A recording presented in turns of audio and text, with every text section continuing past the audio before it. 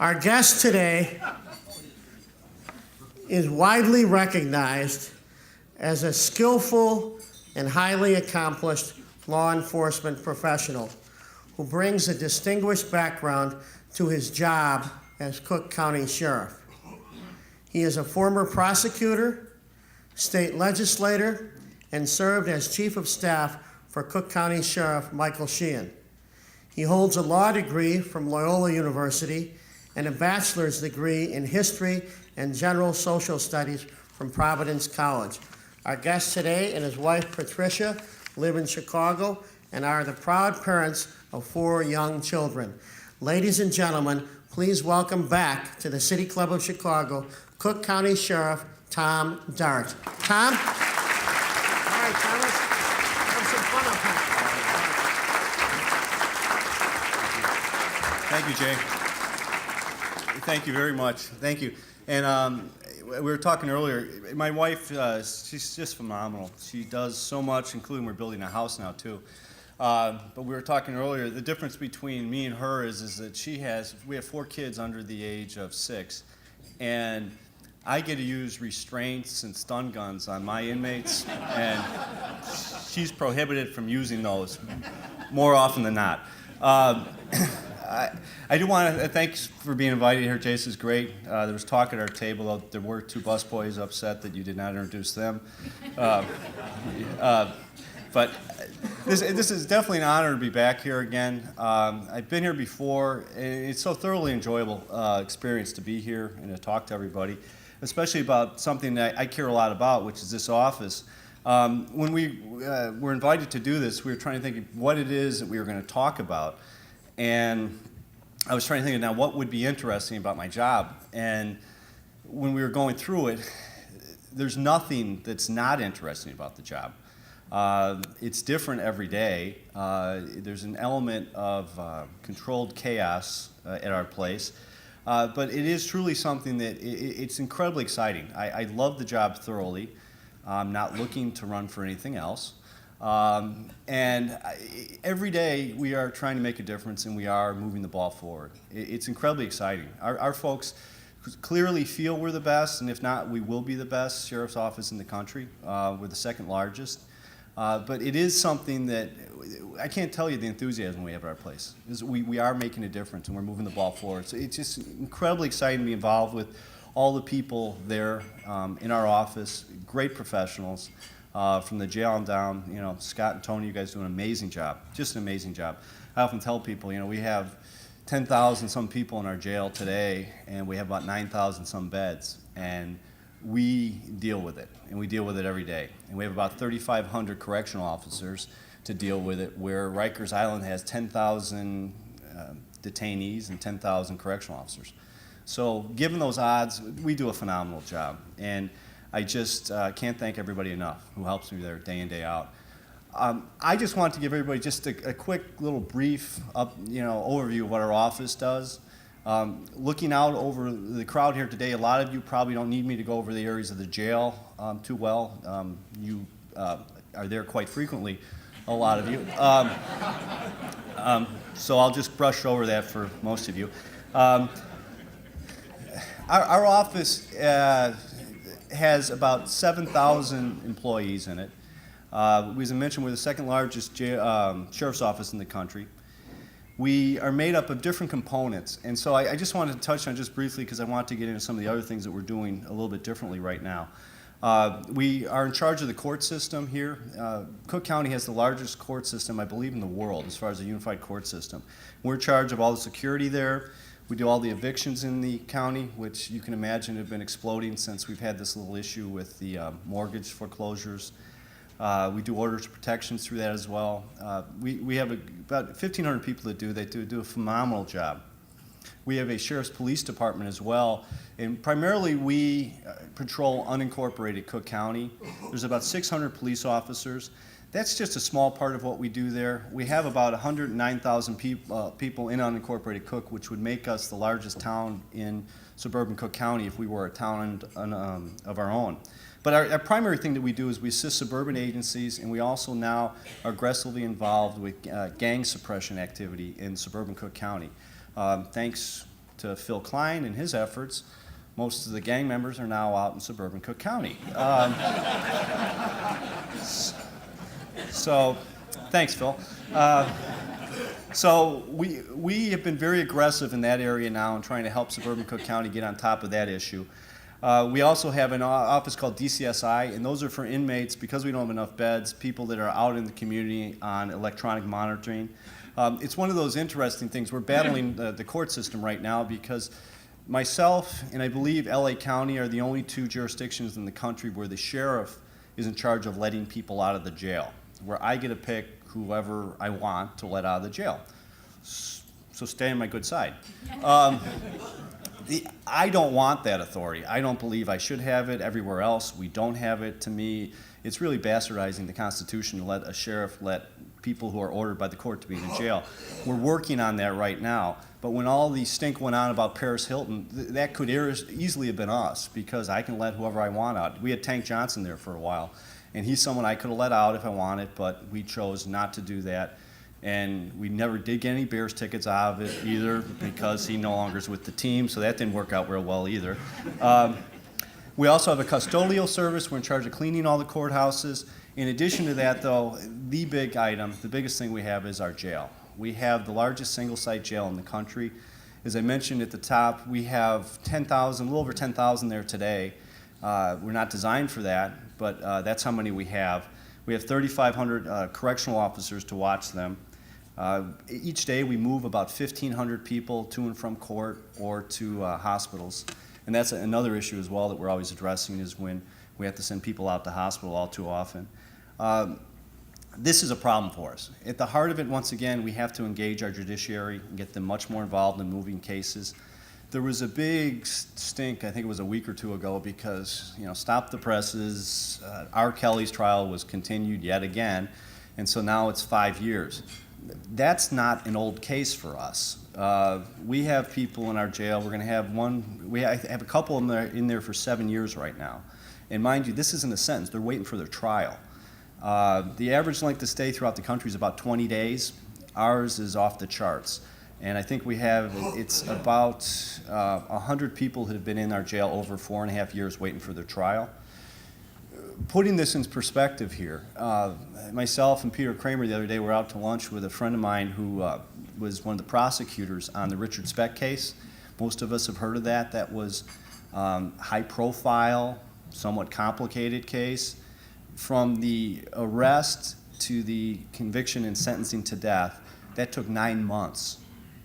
John Gacy was about under 2 years. And we have countless people sitting in our jail right now for 5, 6, 7 years waiting on a trial. It's horribly wrong, and our judiciary has got to get more engaged. There's no two ways about it. They can come up with all the numbers they want and put all the spin out they want. The reality is at my jail. There's only 2 ways to reduce the population of the jail.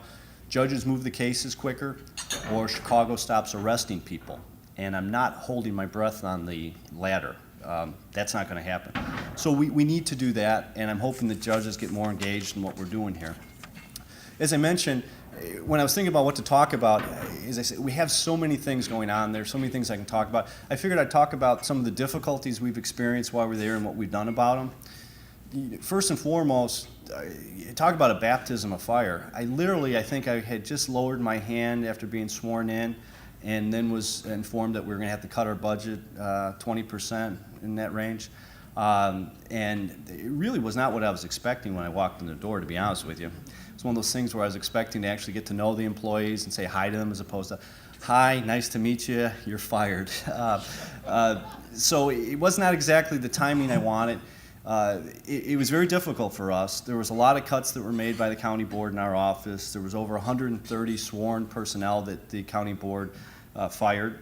About 60-some deputies, 30-some police officers going, and numerous other people.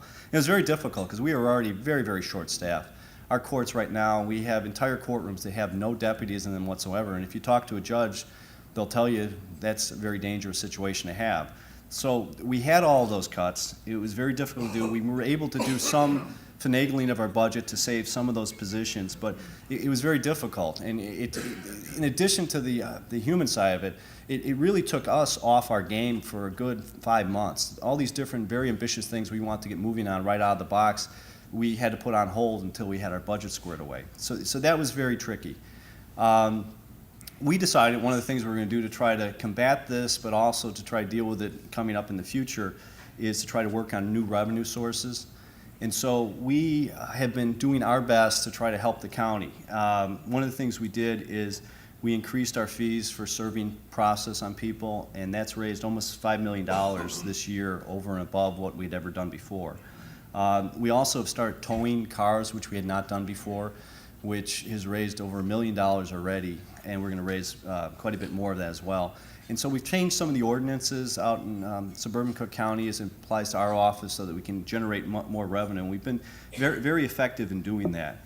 Some of the other things we have done as well, which I'm real excited about, we put a committee together to deal with environmental issues. I was always sort of a little bit of a greenie when I was down in Springfield. No pun intended. Yes. And so we decided to try to do some things that were environmentally smart in our office. We brought some different people together. I think Loyola, University of Illinois, Chicago have been helping us with that endeavor. We're going to use hybrid cars for a lot of our work that we do within the city of Chicago. We have them on order. We should be getting them shortly. In addition to that, we're putting one of our roofs of the jail, we're going to make into a green roof. That's fascinating on a lot of levels, not only because it's smart to do, but we're going to do it all with inmate labor.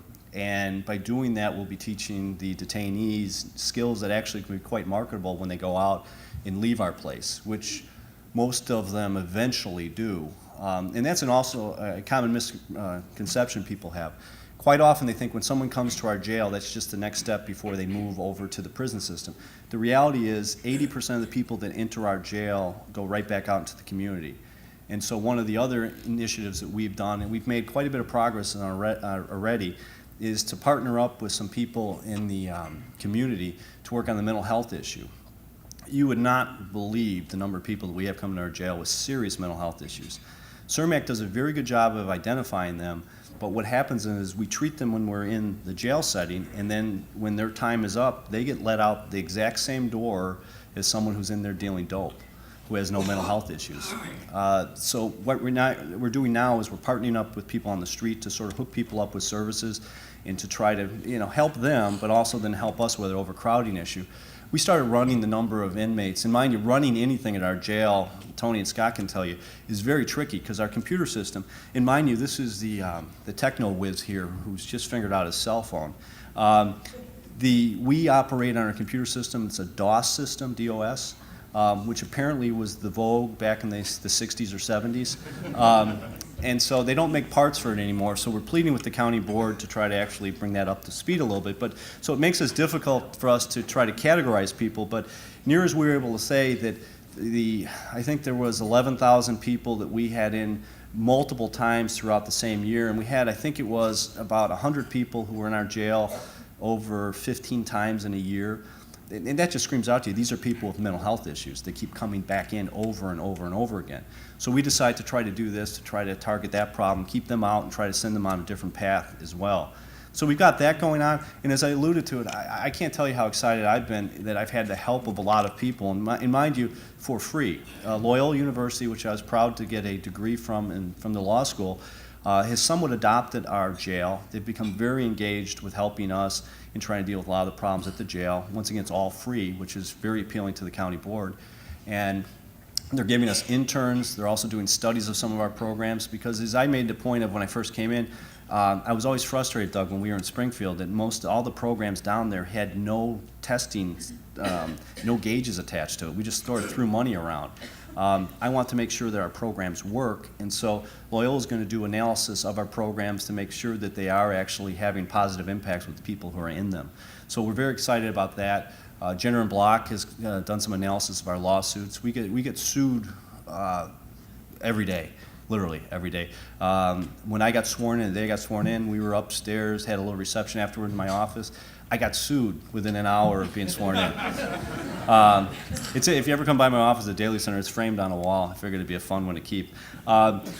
Jenner Block is analyzing our lawsuits, see if there's some things that we can do differently to try to avoid some of these lawsuits. That's been very helpful as well. And so we're trying to do things to save money in a lot of different areas and try to do some things just a little bit differently. And in the area of hiring and employees, I wanted to get us really sort of out in front of this whole issue with hiring and the Shackman decree and the like. So Mike Sheehan started it, and I have picked up the ball and ran with it. Then we have engaged Shackman and those folks just to get the parameters laid out. We just don't want to have any of these gray areas because it's really something we don't want to find ourselves either A, in court, or B, just frankly wasting our time with.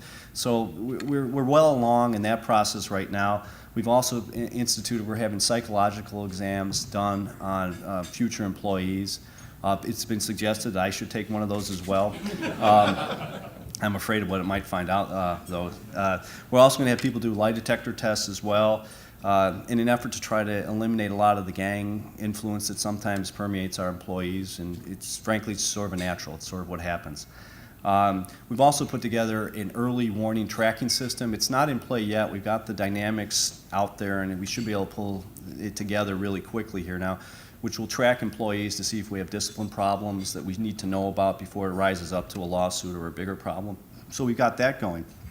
One of the other areas, though, is in our absenteeism. We had a horrible problem with absenteeism, and how we've done that is we've gotten very strict with staying on top of things that it's very tricky. Other areas are having the same problem with abuse of FMLA, and it's funny when I go to these meetings and we're talking about employees abusing FMLA. I sit back and think to myself, I was one of these idiots that voted for Family Medical Leave Act, which allows people time off if they're having a family issue.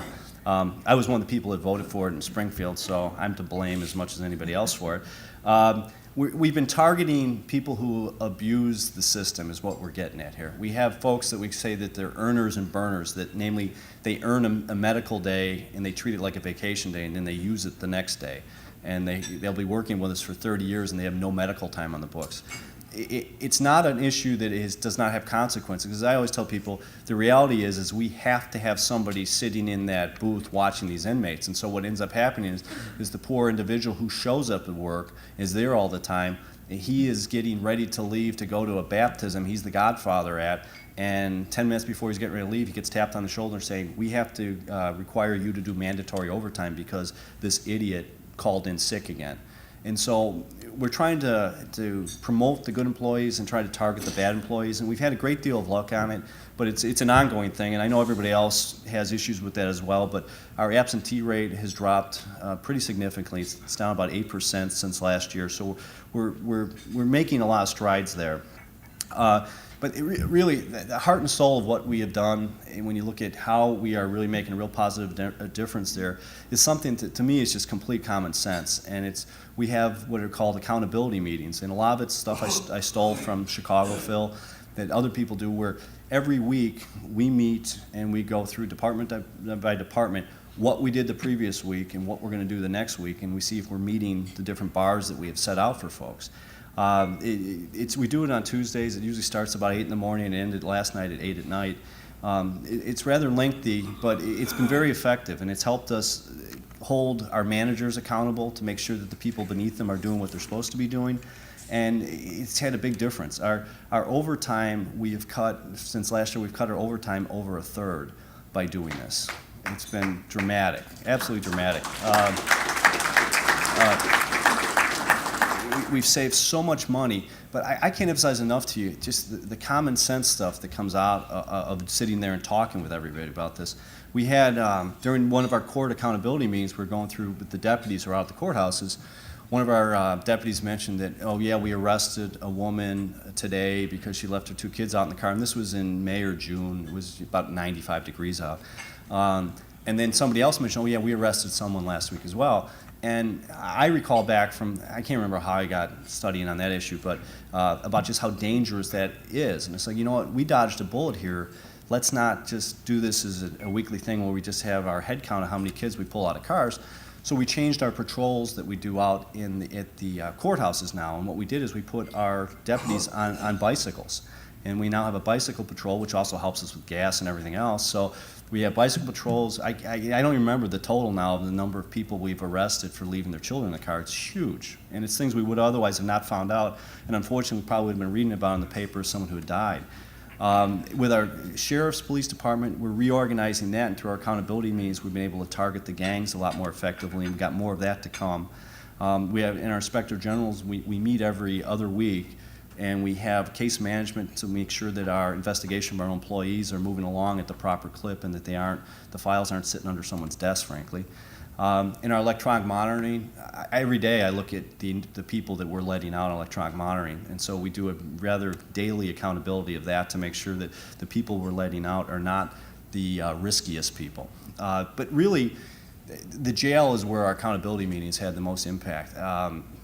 As most of the people who work with me will tell you, to put it lightly, I'm a very hands-on person, not the least of which my office is in the jail, where I probably belonged there for years, but I'm out there and I wander around the jail. The last couple of weeks it's been a little bit harder, but usually I wander through the jail pretty frequently, and the things I learned from doing that are incredible.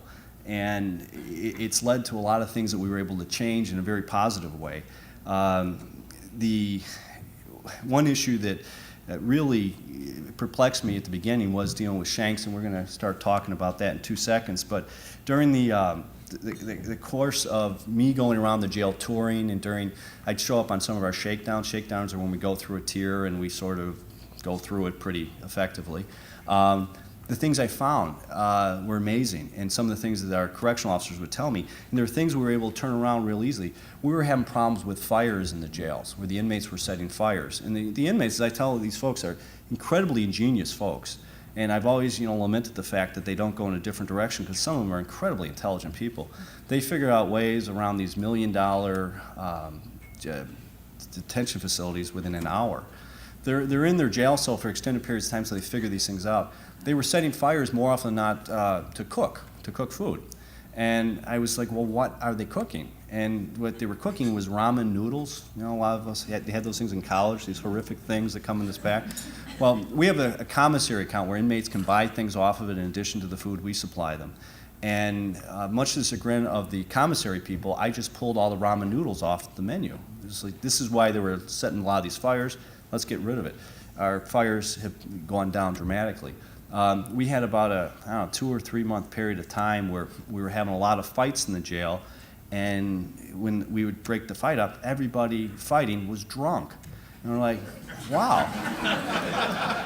I was like, wow, did something change when I was left last night? Are we giving them booze now? What was happening is our very clever inmates were making what they call in the jail, they call it hooch, which is horrific stuff. I haven't tasted it, but I've smelled it. It's just nasty stuff. But what they were doing is they were fermenting oranges. They would get oranges off the commissary account. They'd put them in bags. They'd throw them up in the rafters, or they'd hide them in there, and they'd keep them there in the dark for a while, and they'd make some horrific hooch. I just pulled all the oranges off the menu and substituted it with something that has all the nutrients they need, but got rid of that. Our drunken fights have vanished. We don't have them anymore. They have gravitated, though. I found out yesterday at our accountability meeting that we had someone set a fire the other day. He was making a pizza.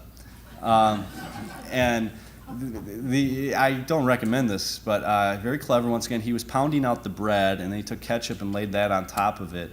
And then he used jalapeno sauce to spice it up, and he had something else in there too. We couldn't quite figure it out, and I didn't care to actually inquire either, because I wasn't going to try to duplicate it. But we've been surgically removing things like that in an effort to stay out in front of these folks. When I toured the jail, the thing that was driving me nuts was I'd go from division to division, and our inmates would be just sitting like zombies in front of a TV set, watching the exact show that all of us would want them to be watching. Jerry Springer. Day in, day out, they're sitting there watching Jerry Springer, or Maury has someone else who has impregnated somebody and they're not sure who the father is, and he's going to trot them all out. The very crap that we don't want our children watching is what we were pumping into these things. So we are close to it now. We're just about nailed it down. we're going to start pumping into the divisions our version of what they should be watching. I don't think they're going to like it as much, but that's what they're going to get. But it was, as I say, one of those things that when you're wandering around there sort of jumps out at you. We're going to start trying to do more vocational work with the inmates because, once again, they're only supposed to be with us 20 days, so vocational programs should not work for our detainees because they're not there long enough to learn how to do anything.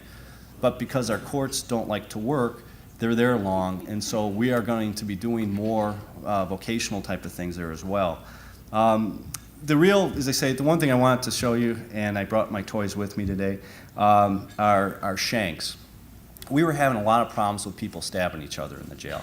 And it was one of those things that perplexed me because when I was wandering through the jail, I'd be with a correctional officer and I'd say, yeah, if someone stabbed themselves or somebody else with a shank, where do they get it from? Oh, they got it from up there, or they got it from over there, and they'd point it out. And I was like, wow, anybody thought about removing those things maybe? I don't know, I'm not a jailer, but this might not be a really crazy idea here. And I was like, wow, that's not a bad idea.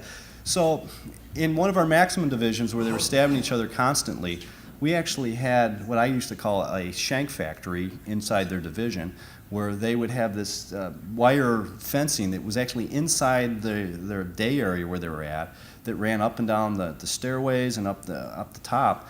And they just constantly were knocking it out and they were stabbing each other with it. So we pulled all those out and dramatically cut back on that. They then gravitated toward our vents, which once again, we should have sued these people to design these places.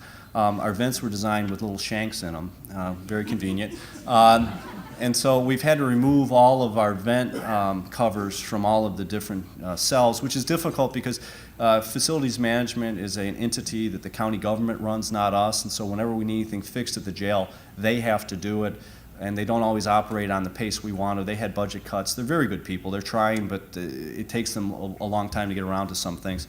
We're almost done with that. But we have been plodding through this. And one of the things I told the folks right at the outset was, let's identify every shank and let's figure out where they come from, and then we're going to eliminate it. And so someone showed at my office with a box of shanks. And I was like, where are these from? He goes, oh, we've been collecting them. And I was like, oh, that's interesting. And it was this huge box. It was just filled with shanks that had been collected over just the last year. And so we dumped them all out on the floor in my office, and we started going through each and every one of them to figure out where they were coming from.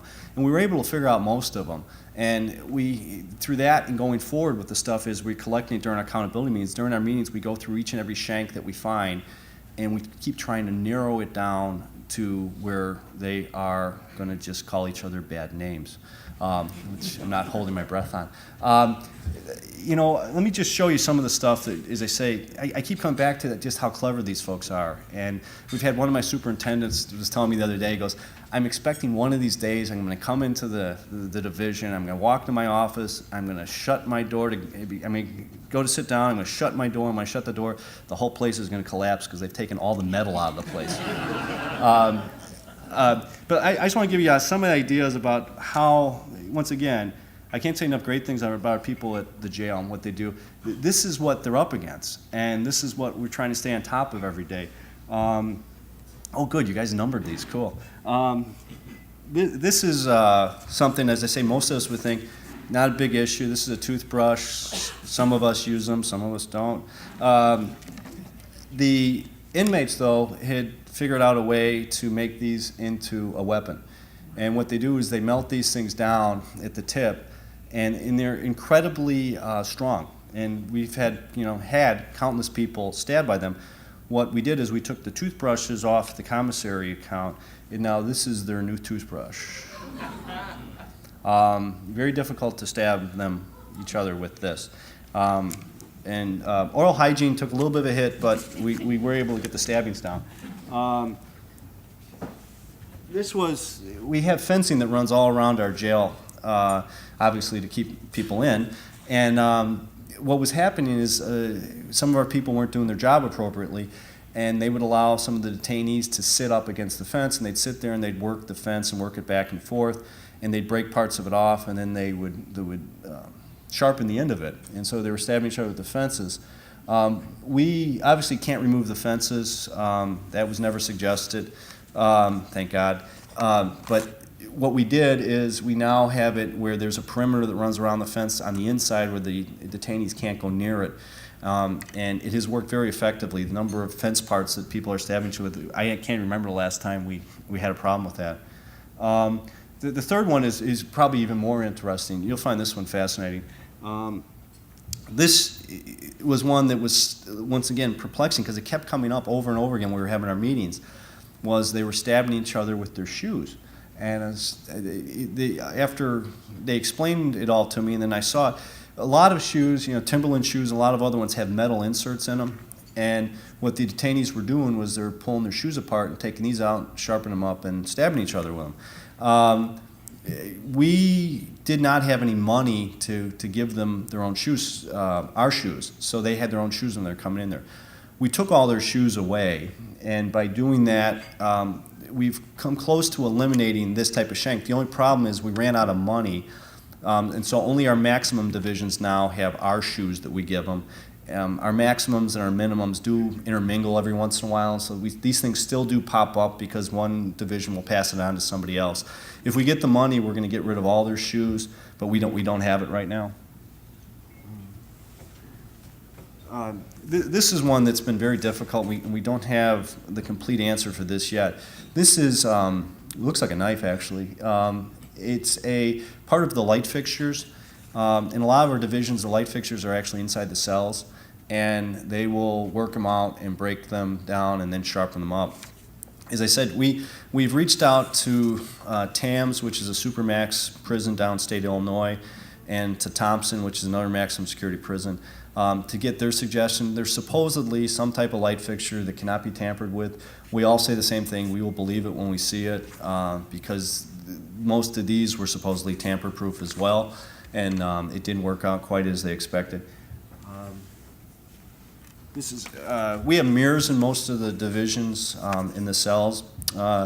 These were the bolts that were keeping the mirrors in. They figured out a way to unscrew them, even though there's no way to put a screw at the end of it. They figured a way to pull them out. They were sharpening the end and stabbing each other with this. We've remedied that with some very goofy looking mirrors that I don't even know if you can see yourself in, but those are we have new mirrors. This one was more interesting here because this one popped up like 2 weeks in a row during an accountability meeting. We weren't sure what it was at first. It was this metal rod here, and we couldn't figure it out. And then one of our folks, as I say, we got some just great people who work with us, figured out what they were doing is they were stealing the spray cans out of the barbershops. We have barbershops in all the divisions where the inmates can get their hair cut. They were stealing the cans, and then they were, a technical term here, they were squishing them. And then they would roll them up into a fine point like this, and then they were stabbing each other with this. We remedied that by taking these all out of the area and got rid of them, and now we use these plastic bottles for cleaning the clippers and stuff.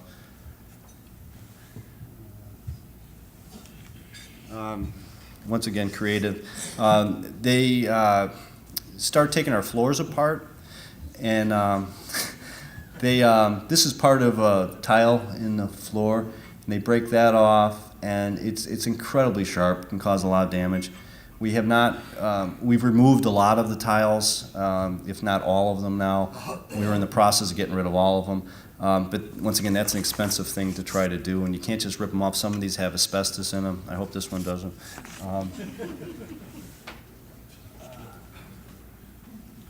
These, we just came up the other day on these ones.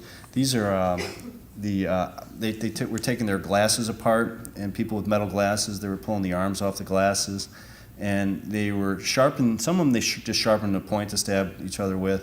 And other ones they were putting little hooks on them too, because what they do is they would throw their shanks into the vents, and they'd use these hooks to pull them out so that we couldn't see that they had them. We haven't got on top of this one completely yet because we can't take their glasses away. Let's see. And here is these styrofoam trays, we'd serve food on. What they were doing with these is they would get a fire going in their cell, and they would melt them down into a point like this, and it's very sharp. We've gotten rid of these trays. That was able to help us a great deal. they get their fires going. Once again, they're very clever. Is they take their milk cartons, the little milk cartons that are just about that big, they line toilet paper in them, and then because these tamper-proof light fixtures were being used to slaughter people, we took those out and we put in just an old-fashioned thing, which is just a light bulb hanging down. What they would do is they take the milk carton with the toilet paper and they put it up into the light bulb, and they would get the fire going off of that, and that's how they would get most of their fires going on inside. I'm not sure if do I have any more toys? No, I think that's all I brought with me. One of the things I had earlier I was going to show you is they made a flak jacket one of the inmates made for himself out of bed sheets and newspaper or magazines, and so it looked almost like body armor, and he was using that to try to keep from being stabbed, and we got that one from him. I'm trying to think. It was interesting. During our accountability meeting 2 weeks ago, we were going through it, and 2 divisions in a row mentioned the same thing that just had happened, which is inmates were now using their socks, and they would put bars of soap in their socks, and they were beating each other with that. And we all looked around the table at each other and sort of smiled at each other and said, "We're winning. We're winning. They're beating each other with their socks now. This is fantastic." But it's things like that where, as I say, you're moving the bar forward with it because, as I say, they'll gravitate toward other things. We try to stay on top of it. But it's, as I say, the jail in and of itself, I can talk for hours about it because it's a fascinating place. It's larger than most towns in the state of Illinois. We have incredibly dedicated professionals working very hard in incredibly difficult circumstances every day. And we're doing a lot of good. We're doing phenomenal things. We got a lot more on our agenda that we're looking forward to do. And hopefully, in another year or so, Jay, I'll come back out with some more toys and gimmicks for you and have all sorts of new things to talk to you about. But thanks so much for having me today. I appreciate it.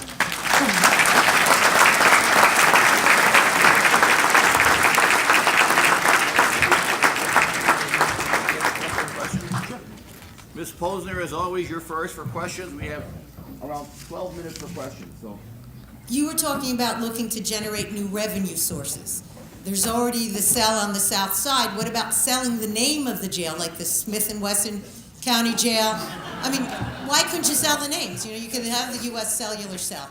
I'm all for that. If there's any company that wants to come and attach their name to our place, I am welcome. They're welcome to do it. I don't know if we'll get a lot of callers, but I'm very interested. So you would sell the name. So if I could find someone who wanted to buy it. Yeah, the county board, I think, would have the ultimate say on that one, but I think they'd be just as happy as me to sell it. I'd like to sell it with everybody in it if I could, like sort of a package deal.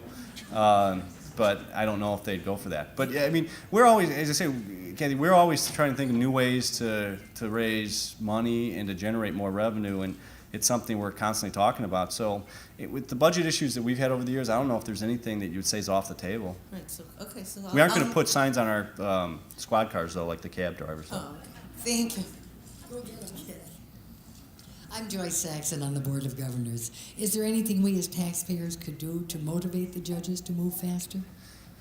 That's a great question. I don't know. I mean, at the heart of it, I think a lot of it comes down to the fact most people who vote for a judge don't know who these judges are. And so, I keep throwing around this word accountability. There's a lot less of it there because people don't know who a lot of these folks are, and they don't follow what their rulings are or not. They have, retention elections that occur every 10 years after someone gets elected, but I don't know, Paul. I mean, I think there's been 1 or 2 people not retained, and that was only after something incredibly outrageous is done. So, and even that's unusual. Even if they do outrageous, they still get retained. Oh, I know. And so it's really like a lifetime appointment. Unfortunately, I think a lot of them feel that it is that, and so they can do what they want. I have loads of friends who are on the bench, phenomenal people who do try hard, but at the heart of it, they need to be treated no differently than the rest of us. We're expected to put in 8 hours of work, and in some instances, when you're getting paid, they're making $150,000 a year, you're expected to do more than 8 hours of work. And you need to stay there until these cases are moved along. And as someone who was in the courtrooms for years, I understand that you can have a trial set to go and something can happen, but that should be the exception, not the rule. Where a lot of these courthouses, you can walk through them in a lot of different hours, and you'll find that there isn't anything going on in them. And we're the recipient of it. If it was one of those things, no harm, no foul, they can go and do their business. I don't need to stick my nose in everybody else's business, but we are the direct recipients of cases not moving expeditiously, and there's just no good excuse for this stuff. There just isn't. So in answer to that, I think there needs to be some serious thought put into some mechanism where voters are more in tune with what judges do. And I know the bar associations have been trying to raise the education level for voters. I just don't know what else to do with that, though. It's horribly frustrating to me. I thought the jail was going to be the most frustrating thing for me when I got there, but it truly has been dealing with the judiciary, because we are under a consent decree right now that we've had for, I think, 30 years, whatever it's been now, where it costs us millions and millions of dollars. It's incredibly irresponsible to have an element of your government being overseen by the federal court because you can't do it right. Well, Indianapolis was under a federal consent decree for years. They just got out from under it just months ago. And the way they did it is the judiciary and the sheriff's office work hand in hand, where the sheriff's office sends them cases that aren't moving, they then work on them. It's how it's supposed to go. If we're to get out from underneath this consent decree, which is my goal, the only way we're going to do that is if the judiciary is involved with it, so that they realize when my bed space is at a premium, when I have more people than I have beds, then they have to either A, work harder, B, they have to get more creative with their bonds, C, they have to start using electronic monitoring, not me. They need to be engaged with this. And I don't get it. They have no leg to stand on. When I fight them over electronic monitoring, they have no leg to stand on. As they say, I know all their secrets because I used to be in front of them all the time. And I just can't tell you how reckless it is right now. For me, putting someone on electronic monitoring, I have virtually no information. I'm just going based on the charge that the person has against them and somewhat their background. The judge already is hearing that person during a bond hearing, all the background, all the pros and cons of the guy. They're in the perfect position to decide whether this person should be allowed to go home and wear a bracelet or should be sitting in the jail. They do it in every other jurisdictions but us, our jurisdiction in LA County. They can't keep doing this, and they can't just keep foisting it off of the taxpayers, and they just get stuck with the bill, and that's what's happening right now. The taxpayers have to pay when. Right now, I'm engaged with Kankakee County and Jefferson County, which is Mount Vernon, Illinois, because they have excess bed space to transfer some of my prisoners to them. It's a little bit expensive, but I can't have these people all laying on the floor, and so there is a huge price tag when they're not involved. And I've heard their arguments. They don't have one. They don't even make them in front of me anymore because they find me laughing at them because they know it makes no sense. So they have to get involved. They've got to do it soon. And for them not to do that is just irresponsible. I can't get away with it, and they can't. And I don't have a real good answer. But the amount of money that we spend and waste because of that is unbelievable. Anthony. Yes, Anthony Cole from Haymarket Center. I want to thank you, Sheriff, for the support you provided for our Department of Women Justice Services, particularly with the Moms Program. That's a program for pregnant women who have problems with addiction.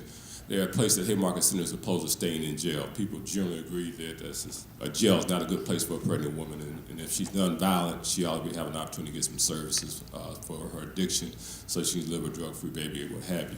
But I have a sidebar issue, so to speak, not related to substance abuse at all. I was reading in the Sun-Times a couple of weeks ago Of course. that the Cook County Sheriff was no longer going to provide the movers doing evictions. And maybe I missed something, but my common sense said if they're not going to provide the movers, and it said that they were going to only stay, the sheriff, the deputies, only going to stay long enough for the locks to be changed. And all I could see is, these people getting into altercations. The sheriff leaves, and then the private owner, the landlord has his movers moving these people out, and the sheriff is no longer there. There's no police there. And I just see altercations. I'm thinking, is this cross purposes? You're going to create more people coming into the jail system for fighting about being evicted. But anyway, maybe I'm reading it wrong. Is this a yes or no question, Anthony? Yes, yes or no? Please explain it to me. I don't understand. No, wait, to be honest with you, we were one of 2 jurisdictions in the state of Illinois that was doing it the old way. We were informed by the state's attorney's office that the way we were doing it had a lot of legal issues involved with it.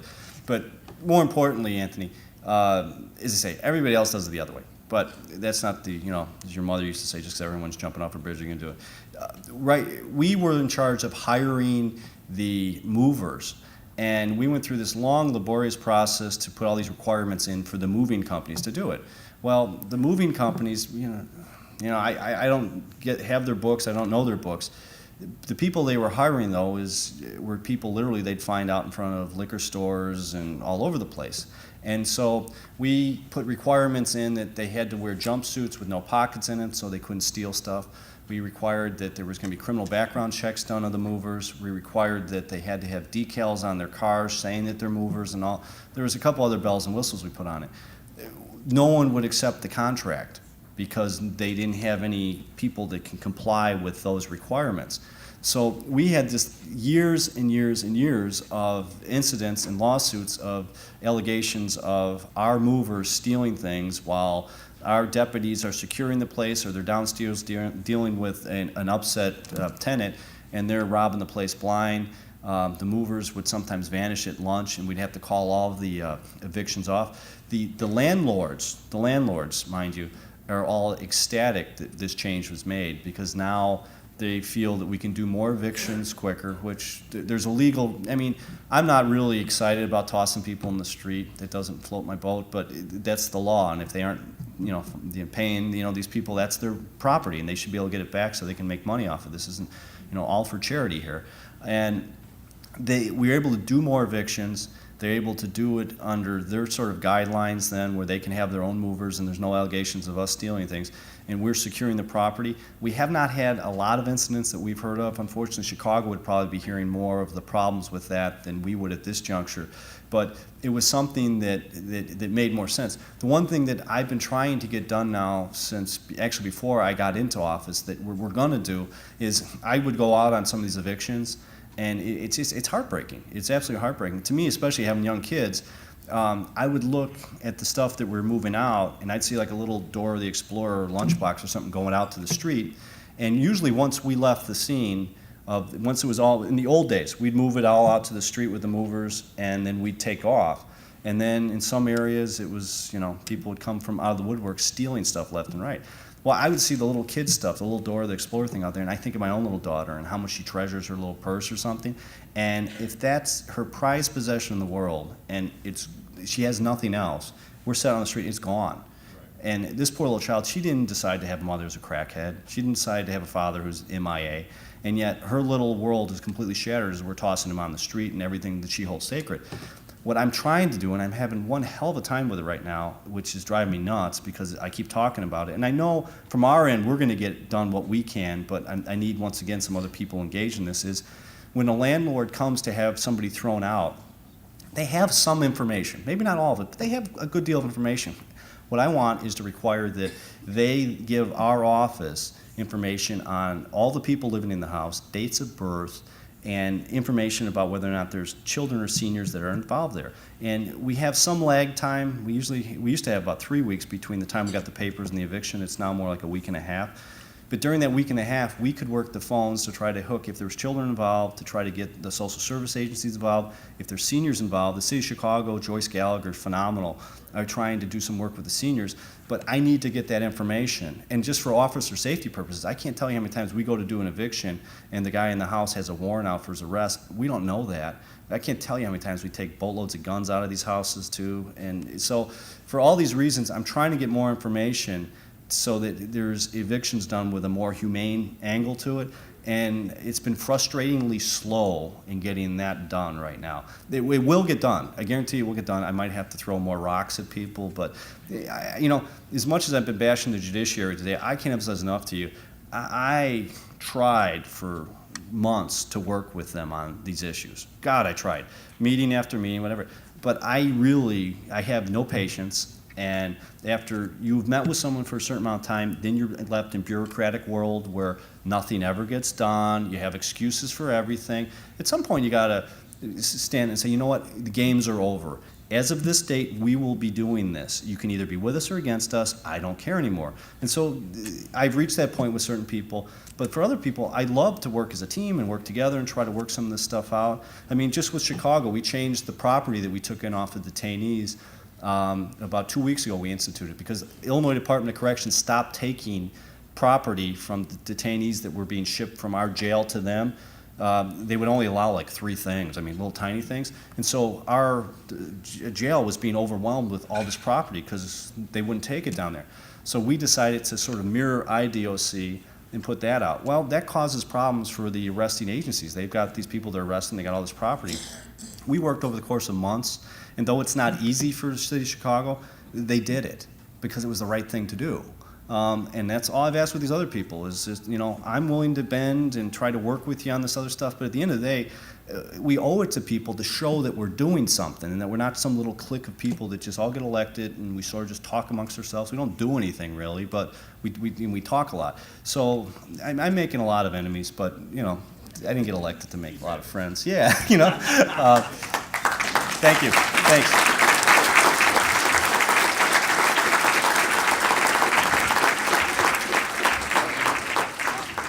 We have some parting gifts. I don't think any of these are, well, potentially dangerous. A mug. A mug. You haven't seen our guys. The history of the City Club. By the way, you can leave this on any curb, leave it in any cell. It'll never be stolen. And a 1-year membership to the City Club of Chicago. And by the way, if you really want to hire people who are used to what you just described in meetings, go to academia. You just described it. We are adjourned. Thank you so much.